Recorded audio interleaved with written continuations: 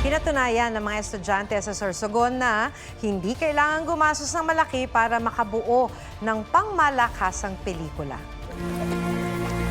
Anong alam ko sa paraiso? Kaluluwa? Diyos ka ba? Achieve na achieve ang indie film vibes ng pelikulang Mula sa Kung Ano Ang Noon.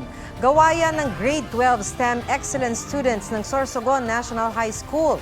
Kahit limitado sa oras at props, nanalo ito ng Best Film at Blockbuster Film Award sa Film Fest ng kanilang paaralan.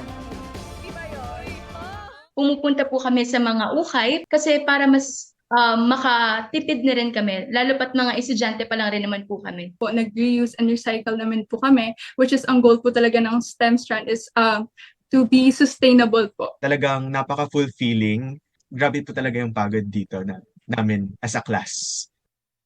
Huwag magpahuli sa mga balitang dapat ninyong malaman.